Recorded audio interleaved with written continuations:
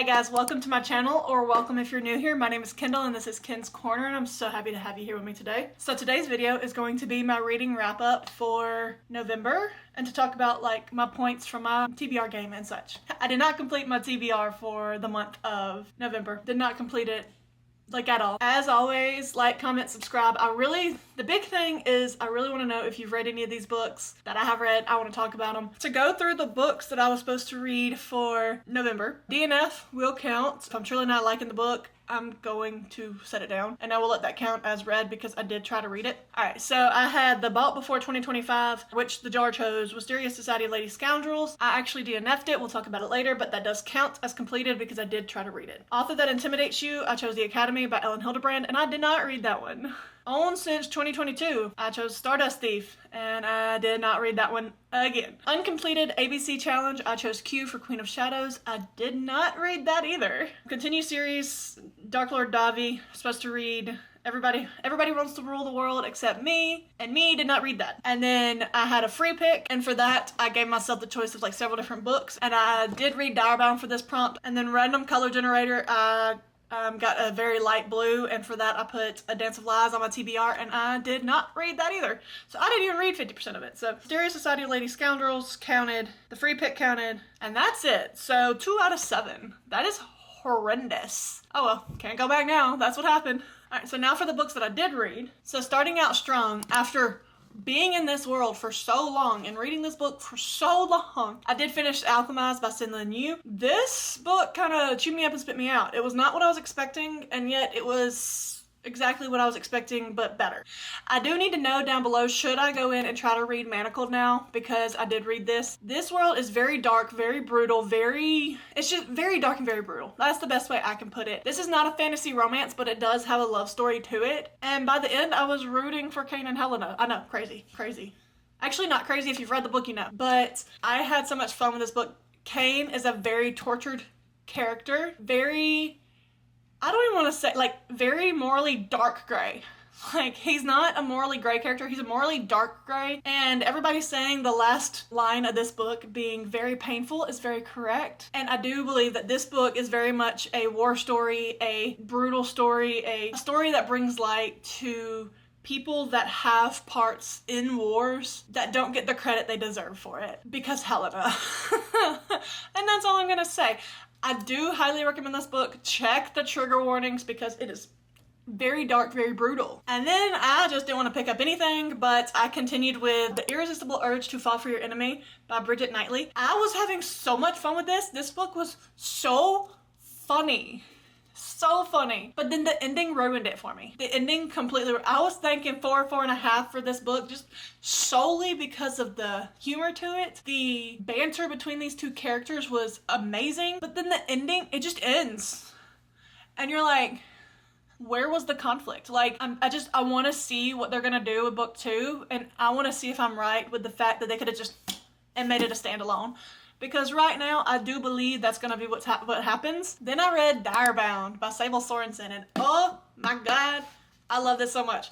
So I very much do get the Fourth Wing comparison, and I do agree with that statement because it very much gives that same vibe, if you will, with the War College situation, except you have these massive dire wolves instead of dragons. Anasa as a character, I love her. I love her so much. And then Marion, obviously, I really did like her as a main character. There were some instances where I was a little, but at the same time, she very much gave what I was expecting her to give it. I will say the twist in this, I saw coming but didn't see coming.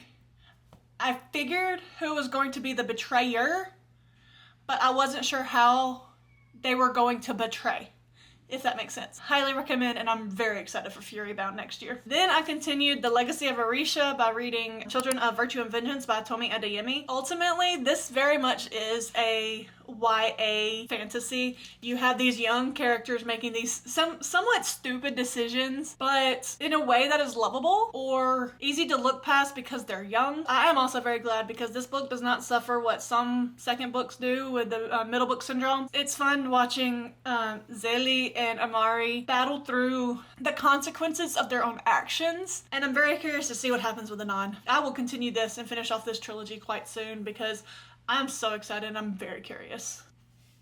Can you say hi? Yeah, hi. Then I picked up The Defender by Miss Anna Huang, and shocker to no one, I love this book. Vincent being the captain of this football club, and Brooklyn being his field manager's daughter, except there's a rocky relationship there, so it's not as clear-cut as one would think it would be. Ultimately, both of them had issues to work out. That's why it ends up being like a chunker of a romance, but I have yet to be mad about the length of any of Anna Huang's romance books. Now, let me just preface, I've not read the Twisted series. I'm completely caught up with the Kings of Sin and now caught up with Gods of the Game. I did give it a 4-star. It was not a 5-star read for me. Did not see that ending coming. I mean, I saw something like that happening and I was very wrong on who it was. This is very much a story of he falls first and he's just putting up with her sharp tongue and quick wit until hopefully something comes of that. I don't know of a time that I won't recommend these books. They're not for everybody, but they're for most people and they're definitely for me. I read Iron Widow by Zhuangzi Zhao, and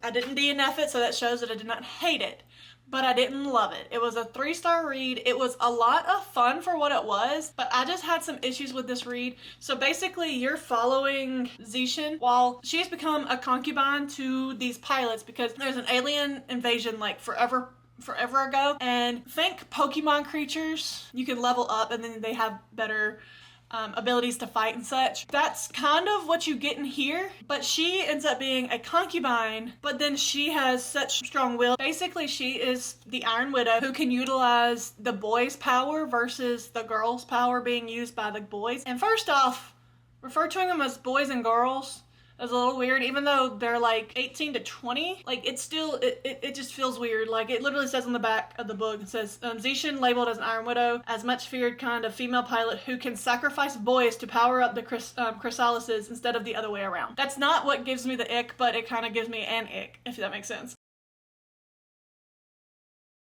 My issues with the book. So she ends up being the concubine to a certain person. That's how they learn of her power. So she then ends up concubine to one of the most notorious pilot, and they end up like working well together once they're able to figure it out. In a lot of ways, there is so much violence for the sake of woman power, and I'm not going to say that sometimes you have to be violent to make yourself heard as a woman. I feel like it gives a negative connotation to woman power.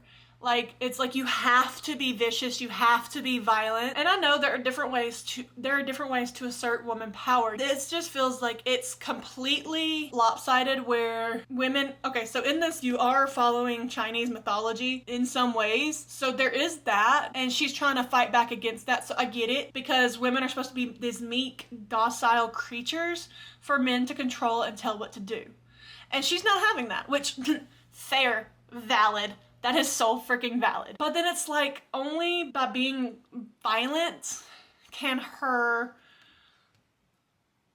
woman power be seen, be heard. And the fact that every man in this world is terrible except for the two that she falls for. I don't know.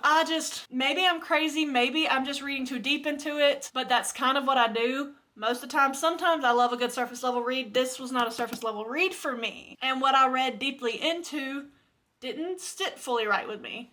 Because yes, we need more woman power. Yes, we need more representation of that. I feel like we do need the ones where they're just not being meek and docile creatures in the eyes of men.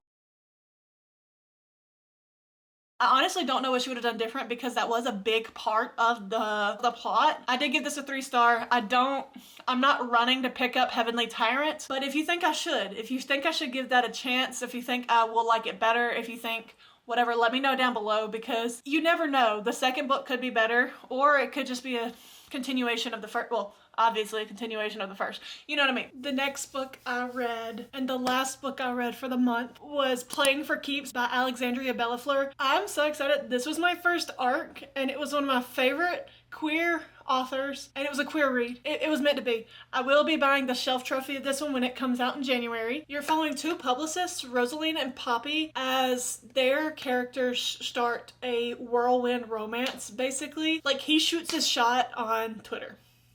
Or X, sorry. It's actually kind of funny. Their relationship, like, because you have a football player and a pop star. Like, the biggest pop star in this world and a football player. It gives Taylor and Travis so hard, and it's actually kind of fun because you're getting Rosaline and Poppy and Lyric and Cash. Like, you're getting both romances. I was a little worried to see what the conflict was going to be towards the end because the two relationships were so intrinsically involved, because not only are they the publicists for these people, they're the best friends too. Ultimately, I really did enjoy this book. I ended up giving it a 4 stars. The only thing I would say is a lot of pop culture references. When it comes to the actual romance that's the point of this book, which is Rosaline and Poppy, I feel like it literally goes from 0 to 100 with no preamble, which is fine. Like, I get an insta-lust type of story, but while I did end up rooting for them in the end, it kind of just, boop, there it is. You know, this book it gives a little bit of emotion, it gives a little bit of spice. It's a good, fun, queer read. And honestly, it's what I love her for. But yeah, that's the last book I read in the month of November. The other 2 books that I want to talk about, I have my DNF. I read about 50 pages of this, and India Holton's writing is not for me. It is going to be for a lot of people, but it's not for me. That's really all I have to say about it. I was very curious about the premise. I was very excited about the premise of this book, but I couldn't get past her writing. It wasn't for me. And then the last book I'm going to talk about, it's not a DNF, it's a DFN.